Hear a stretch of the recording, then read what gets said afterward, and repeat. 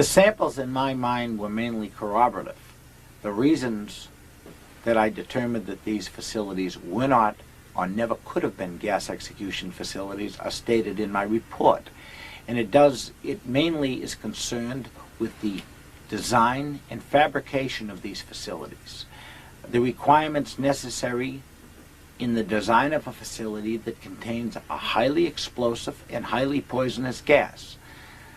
You must have gasketed doors, no windows, means of getting the gas in, means of getting the gas out, something for heating the gas and the air to constantly keep the right temperature, explosion-proof switches, lighting facilities, etc. None of these ever existed.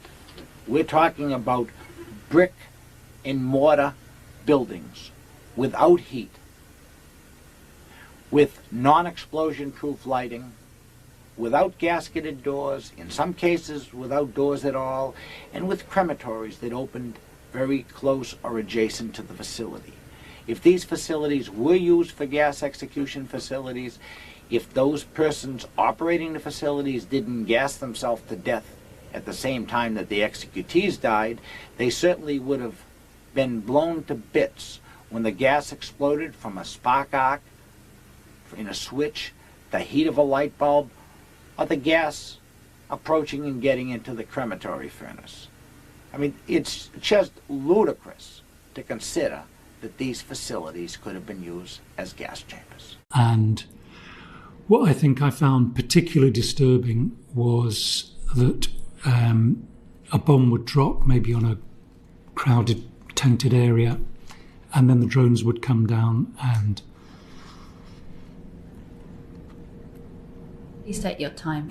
We're incredibly grateful that you're making the time to be here today. So we do appreciate the time that you're making. So the drones would come down and pick off civilians, children.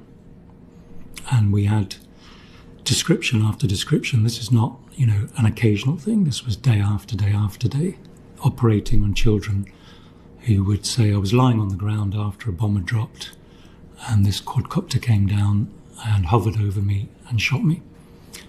And that's clearly a deliberate act, and it was a persistent act, persistent targeting of civilians day after day. We had 1 or 2 mass casualty incidents every day.